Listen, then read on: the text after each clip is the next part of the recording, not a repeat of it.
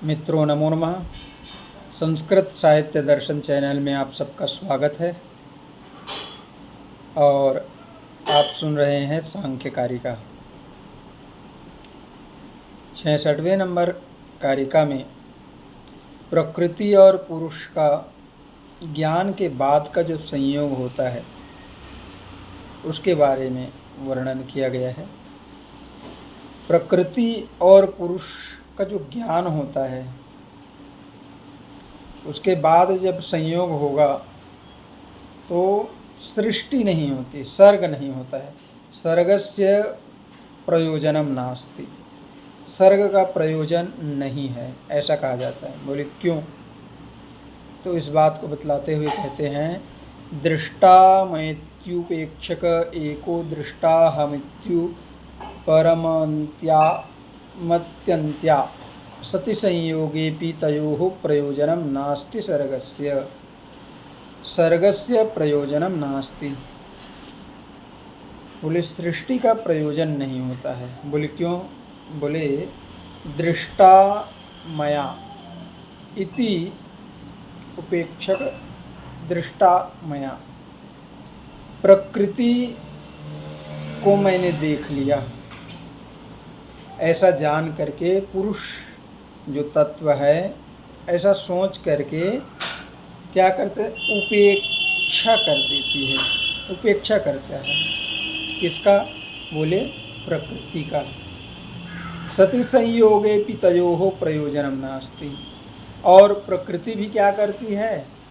वो सोचती है कि पुरुष ने मुझे देख लिया है ऐसा सोचकर प्रकृति उससे निवृत्त हो जाती है। प्रकृति और पुरुष आपस में एक दूसरे को जब देख लेते, देख लेने का मतलब होता है ज्ञान प्राप्त हो जाना। 25 तत्वों का अगर जब ज्ञान हो जाता है तो फिर उस अवस्था में क्या होता है? प्रकृति और पुरुष सोचता है कि प्रकृति को मैंने देख लिया है ऐसा सोचकर प्रकृति का उपेक्षा करता है, और प्रकृति क्या करती है? पुरुष ने मुझे देख लिया है ऐसे सोच कर के प्रकृति उससे निवृत्त हो जाती है।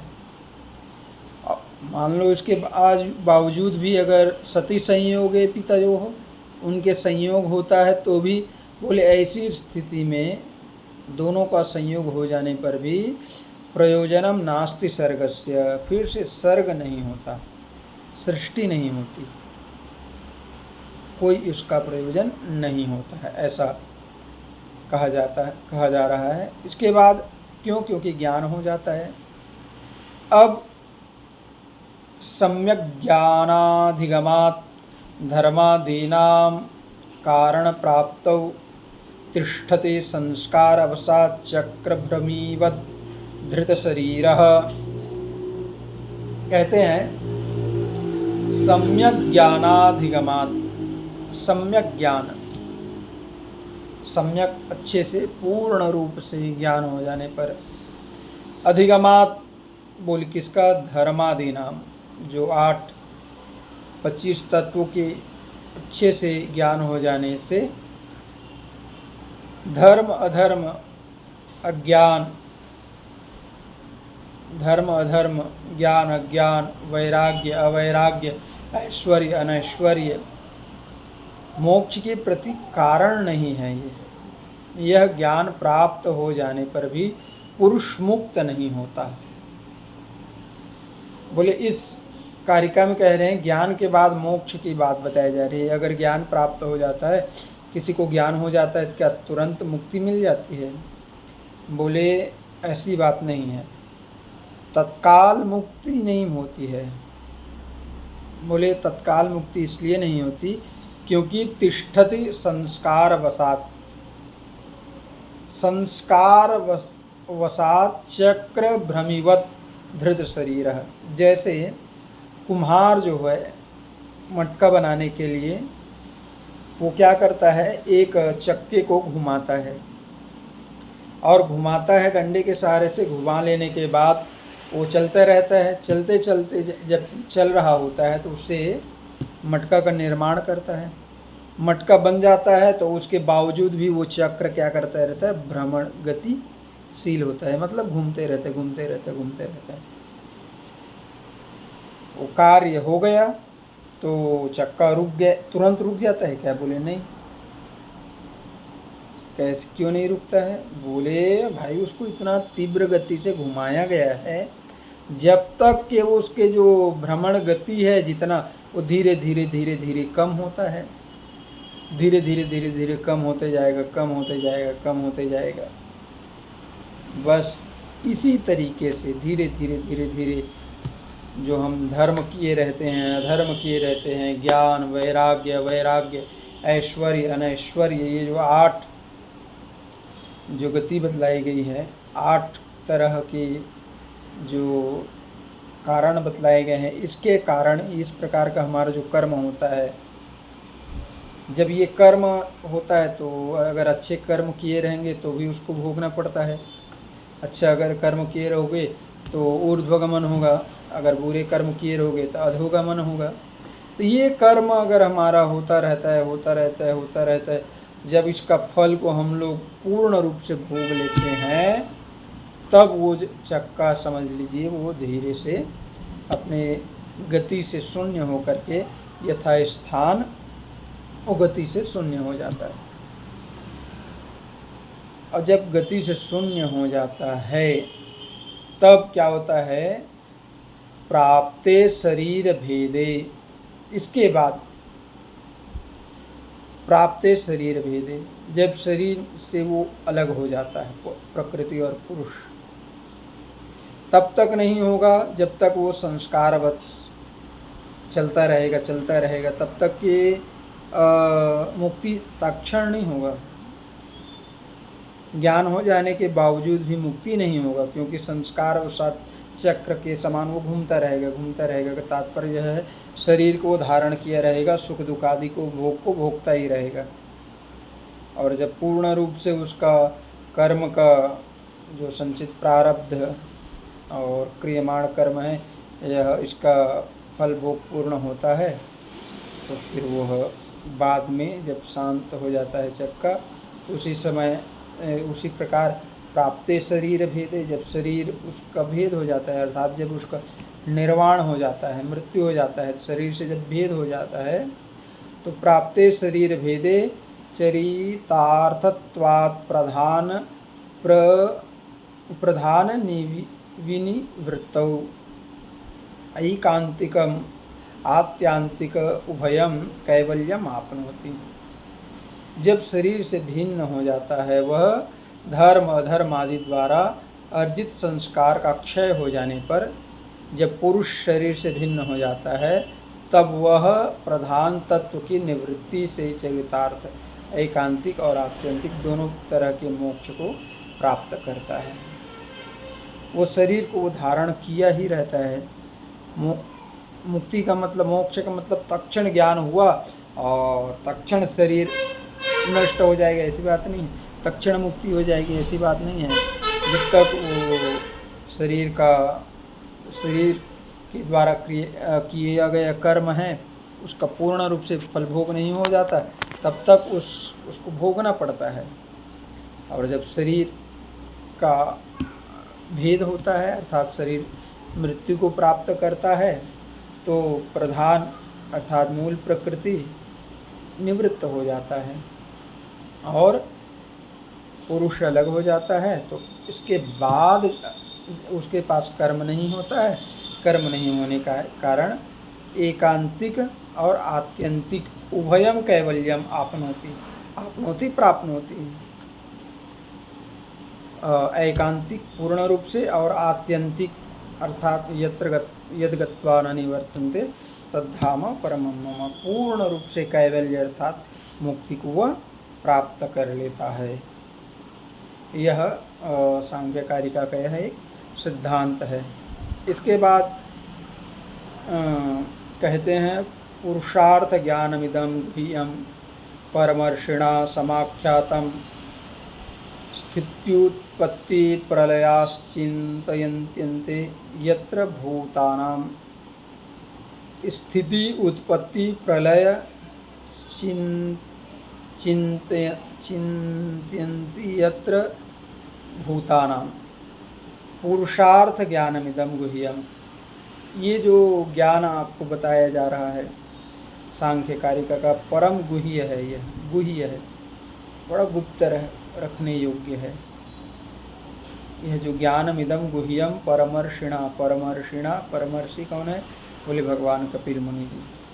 समाख्यातम, उन्होंने आख्यातम कहा है। बोले क्या क्या? स्थिति, उत्पत्ति और प्रलय। बोले स्थिति इस संसार की कैसी उत्पत्ति होता है, सृष्टि कैसे होता है, और स्थिति किसके विकार से, षोडश विकार क्या है, किसके क्या है, जो हम लोगों ने पढ़ा। मूल प्रकृति है, अविकृति महदाद्या, प्रकृतिर्विकृतयः सप्त, ये सब। और प्रलय किसमें ये जो अपने मूल कारण में, अपने अपने जो है मूल कारण में, अंत में जाकर सब प्रकृति में ही लय होते हैं। महाभूत से लेकर के जितने भी महतत्व है, बुद्धि है, ज्ञानेन्द्रिय, कर्मेंद्रिय, ये सब आकर के मूल प्रकृति में लय हो जाते हैं। चिंतयन्ते, इन सभी का चिंतन जहाँ किया जाते हैं, यत्र भूतानाम, जहाँ इन विषयों का, जिसमें सभी की उत्पत्ति, प्रलय आदि का चिंतन किया जाता है, ऐसे गुह्य ज्ञानम इदम समाख्यातम परमर्षिणा, ऐसे ज्ञान को भगवान कपिल मुनि जो है बतलाए हैं। बोले किसको बताए हैं? तो बोले एतत् पवित्रम अग्र्यम मुनिरासुरै अनुकंपया प्रददौ आसुरीरपि पंचशिखाय तेन च बहुधा कृतं तंत्रम। सबसे पहली बात, इसको शिष्य परंपरा अनुसार एतत् पवित्रम अग्र्यम, सबसे पहले जो मुनि है, मुनि कौन? बोले भगवान कपिल मुनि। उन्होंने अपने जो शिष्य जो हैं, बोले आसुरी को अनुकंपया प्रददौ, बड़े ही अनुकंपा के साथ अपने आसुरी नामक शिष्य को उन्होंने दिया। बोले आसुरी ही अपि पंचशिखाय च, आसुरी नाम के जो ऋषि थे वो भी अपने अनुकंपा से पंचशिख नाम के पंचशिखाचार्य हुए हैं, उनको उन्होंने दिए। बहुधा कृतम तेन च बहुधा कृतम तंत्रम, उन्होंने एक ग्रंथ लिखा, बहुत बहुधा मतलब बहुत प्रकार के तंत्र जिसमें किया। तंत्र षष्ठी तंत्र नाम का उन्होंने एक ग्रंथ लिखा है, उनको उन्होंने दिया। सबसे पहले कपिल मुनि ने आसुरी नाम के ऋषि को दिया, आसुरी नाम के अपने शिष्य को दिया अनुकंपा करके, और उसके बाद आसुरी जो हैं उन्होंने पंचशिखाचार्य जी को दिया, और पंचशिखाचार्य जी ने षष्ठी तंत्र नाम का यहाँ ग्रंथ का षष्ठी तंत्र ग्रंथ लिखे हैं। षष्ठी तंत्र में ही ये जितने भी सांख्य कारिका के जो सूत्रात्मक बात है उसी का वहाँ विस्तार किया गया है, अथवा ऐसे कह सकते हैं जो वहाँ बृहद रूप में बतलाया गया है उसको यहाँ संक्षिप्त सूत्रात्मक रूप से यहाँ बतलाया गया है। शिष्य परंपराया गतमीश्वर कृष्णेन चैतदार्याभिः संक्षिप्तम आर्यमतिना सम्यक विज्ञाय सिद्धांतम। बोले शिष्य परंपरा से आगतम ईश्वर कृष्णेन च एतद आर्याभिः, बोले शिष्य परंपरा से ये जो ज्ञान है ईश्वर कृष्ण जी को प्राप्त हुआ, और उन्होंने इस ज्ञान को आर्याभिः, आर्या नाम के छंद में उन्होंने उन सभी ज्ञान को आबद्ध किया। संक्षिप्तम आर्यमतिना, और संक्षिप्त किया, समास किए हैं। यद्यपि षष्ठी तंत्र ग्रंथ बहुत बृहद है, अब उसका सभी सिद्धांत को पूर्ण रूप से यहाँ बतलाया गया है 70-72 श्लोकों में, तो अत्यंत संक्षिप्त किए हैं। इसी को कह रहे हैं संक्षिप्तम आर्यमतिना, आर्य श्रेष्ठमतिना, श्रेष्ठमति वाले जो ईश्वर कृष्ण जी जो हैं, सम्यक विज्ञाय सिद्धांतम, इन समस्त सिद्धांत को सम्यक प्रकार से, बहुत अच्छे प्रकार से विज्ञाय जान करके इस सिद्धांत को उन्होंने बनाया है। कौन से? सांख्य कारिका। इसके बाद 72वें नंबर कारिका में कहते हैं कि सप्तत्याम किल ये अर्थास्ते अर्थाः कृत्स्नस्य षष्टितन्त्रस्य आख्यायिका विरहिताः परवाद विवर्जिताश्चापि। बोले जो इस 70 कारिकाओं, कितने मूल रूप से ऐसा कहा जाता है सांख्य कारिका में 70 कारिका है। 2 जो है 71 और 72 जो है वह इसकी महिमा को बतलाया जा रहा है। इसके पहले जो बताया गया कि 71वें नंबर में शिष्य परंपरा को बताया कि आर्य छंद में ईश्वर कृष्ण जी ने श्रेष्ठ मति के द्वारा अच्छे से ज्ञान करके इस सिद्धांत को इतने कारिका में इसको आबद्ध किया आर्य छंद में। और उसके बाद सप्तत्याम किल ये अर्थाः स्ते अर्थाः कृत्स्नस्य षष्टितंत्रस्य। बोले ये जो अर्थ बतलाए हैं, ये जो ज्ञान बतलाए हैं, ये कहाँ का है? बोले षष्ठी तंत्र नाम के जो ग्रंथ है वहाँ का ये अर्थाः उससे संबंध है। बोले ऐसा। और आख्यायिका विरहिता, इसमें एकदम संक्षिप्त रूप से बात, सूत्रात्मक विधि से बात बतलाई गई है। आख्यायिका कथा कहानी के माध्यम से विस्तार नहीं किया गया है, कुछ भी कार्य विषय को बढ़ाया नहीं गया है, केवल अपने सिद्धांत को ही बतलाया गया है। अन्य सिद्धांत वेदांत आदि अन्य सांख्य दर्शन, सांख्य तो ये है ही है, अन्य जो दर्शन है उनके सिद्धांत को यहाँ नहीं बतलाया गया है। पर वाद विवर्जिता चपि, मतलब दूसरी जो बात है, दूसरे जो सिद्धांत है, कथानक है, आख्यायिका है, इन सब से जो है अलग रहे हैं और जो अपने मूल जो बात है उनको उन्होंने कहा है।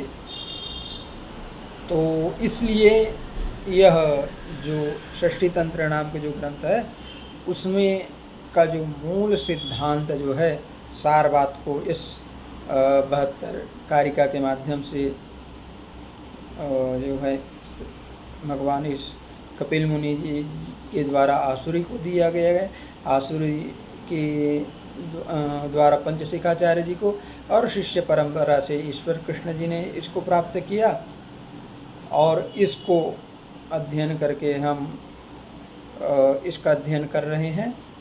और इस प्रकार सांख्य कारिका का ये छोटा सा प्रयास किया गया है, जिससे अपने यह दूसरों के लिए नहीं कहा जा सकता है, ये स्वांता सुखाय, अपने सुख के लिए है, अध्ययन क्रम है।